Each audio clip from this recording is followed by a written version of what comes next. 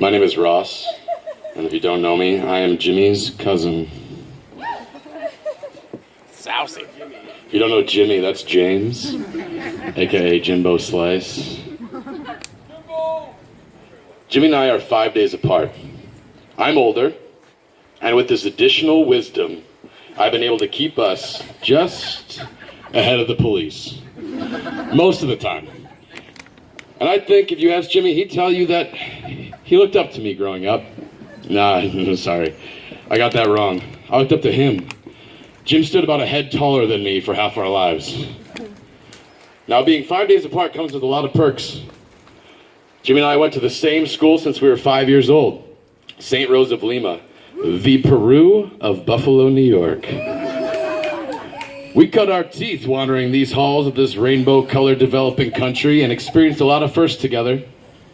First sock puppet rap performance. And first school talent show, Rapper's Delight. We completed the 11-minute version. Jimmy was on fucking fire. First crushes, hand-holding, 4-time baseball champs. Cardinals for life, Jim. First local bar, Buffalo Wild Wings, regulars. First fireworks. First controlled explosions.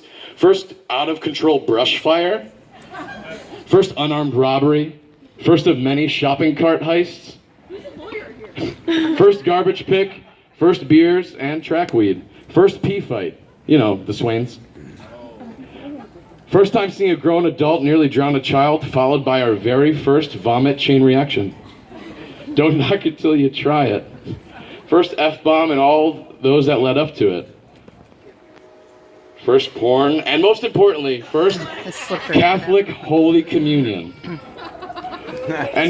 And hopefully mentioning that absolves the rest of everything I just said and whatever else I come up with here. We always lived close, but I moved 5 blocks away from Jimmy when I was 10 years old. You heard me right. 5 blocks. And that was just the double-down effect our relationship needed. Jimmy and I were together all the time. I'm talking 7 a.m. to 7 p.m. 5 days a week, plus punching that weekend overtime clock for nearly 8 years. I honestly believe that with all these hours that we racked up, I may have spent more time with Jimmy than anyone else in the world. We spent as much time in the street as we could. Off scheming something with the guys every day, it didn't matter. Throw things at cars off a bridge? Sure. Climb on the church roof and definitely not egg some cars? Sure. Make realistic size and weight human dummies to practice our wrestling moves on? Typical. Completely blind 1-on-10 pillow fight beatdowns, now probably illegal at frat houses? Yeah. Whose house and what time? Ghost club? Yeah, I'll out Bloody Mary you in front of that mirror. Truth, dare, poison? Where's the dishwashing detergent? Rapping nuns? Obviously. Normal parades? Third. Ding dong ditch? Our friends' houses at night just to hear their absolute lunatic mother yell out into the night? You betcha. Dumb stuff. But man, I promise that each of you will have a blast doing any of these things with us tonight. All of this carried on through his high school. Although we went to different schools, Jim and I rose above that normal cliquey muck that happens when people belong someplace. I attribute this to Jim being so adaptable and down for anything. And we had more fun for it, with great side effects. Not those side effects, well, yeah, those side effects. But also some friends. Jimmy met Tommy, and Ben, and a whole gang of others. We continued tackling life together a day at a time. First Smurf, King Fatty, Rolling a Fatty. First Backstreet Boys, Tommy Out music video. Fake IDs, Michigan. Bars, house parties, talking to the cops, persuading the cops, running from the cops, hiding from the cops, and of course talking shit about the cops. First love and heartbreak, makeout, strip poker, girlfriends, and the base running that comes with it. Now I know you're thinking what I'm going to say next, but Jim and I are actually both saving ourselves. Tonight's the night, Jimbo. Justine, go easy on him. Just let him play his mixed CD. It's carefully curated. He's been waiting for this. Mostly Smash Mouth. Now, I may have painted a picture here of 2 kids on the loose, but I am sure each of you can empathize with one of these themes. And you can ask our parents, we had our shit together. I mean honor roll, all the time. which is the perfect cover. Yes, that's right, Jimmy, too. I used to watch Jimmy stare out the window during every test. He did not miss a one. And I'd think, oh no, he's not going to make this one. Jesus, Jim, start working on the test. Jimmy, look at your paper and write something. Anything. Your name. An interpretive illustration of what you think the test might be asking you. I know you can read, damn it. You navigate video game instructions with no problem.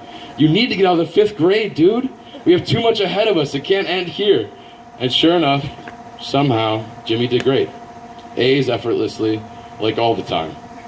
Jim's mom, my Aunt Patty, his mom, Patty, tells a story from time to time about when our school called her in regarding Jimmy's standardized test scores. And she was sure that they were going to call her Mrs. Daniel. I'm sorry, but you can't send your pet walrus to school with other children. Reading is impossible. You can't get past the letter ARF. And communicating through horn noise is just too time-consuming. Not to mention how dangerous it is with all the tusks and all. But they didn't. Instead they said, Mrs. Daniel, we want to make a movie about your fat-brained genius son. And they did. Good Will Hunting was based off of a foreshadowing of Jim's life. Maybe some of you later in life experienced this same amazement with Jimmy.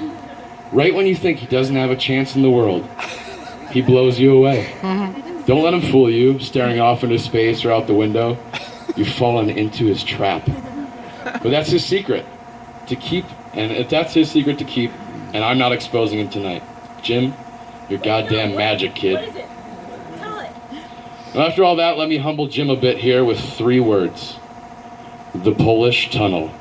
Heard of it? Yeah. No? Seeing a lot of blank faces here. Well, you couldn't have possibly heard of it unless you were Polish. Like really Polish. And of course, knew where all the secret openings were and had a synchronized internal clock that alerted you to the time of day that they would be open. Now, the Polish Tunnel is a secret tunnel of infinite possibilities where time stretches forever while inside and stands still on Earth for everyone else. And all of the older cousins and siblings convinced Jim and I that this place was real. First rule of the Polish Tunnel is that you needed to be super Polish and really mean it. No Polish slackers could get in. How many pierogies are you putting down? What can you say in Polish? Are you wearing red and white? Do you really even want this?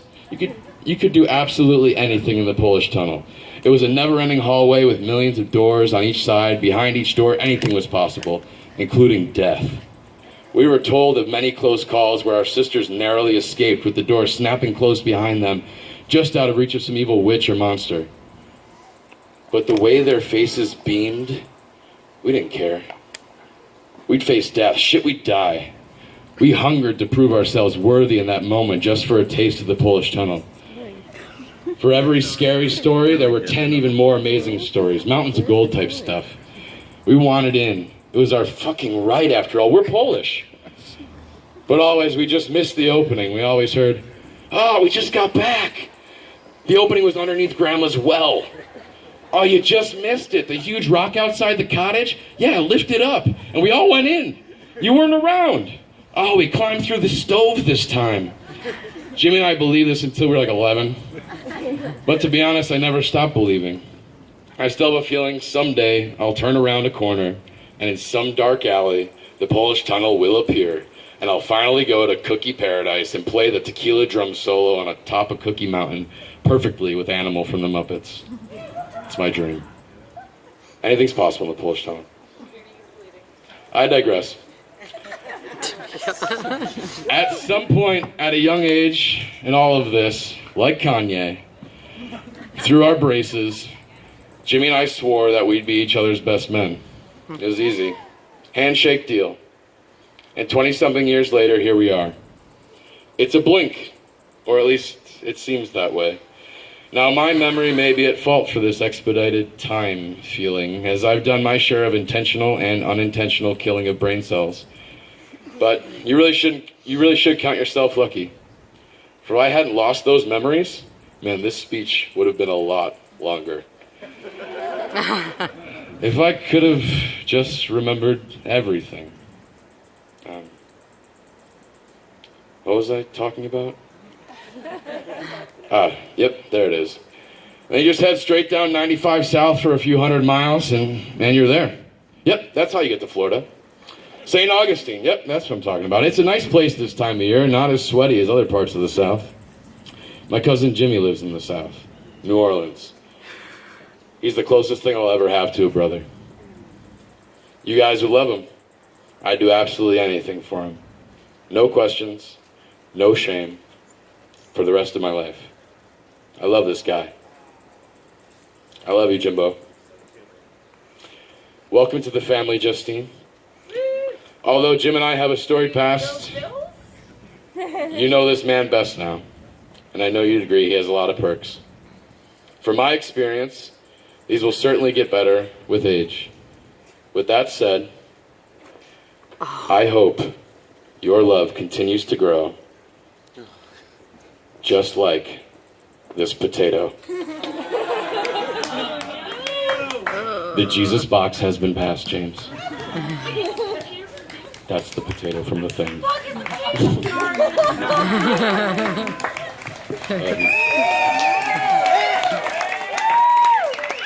got the Jesus box?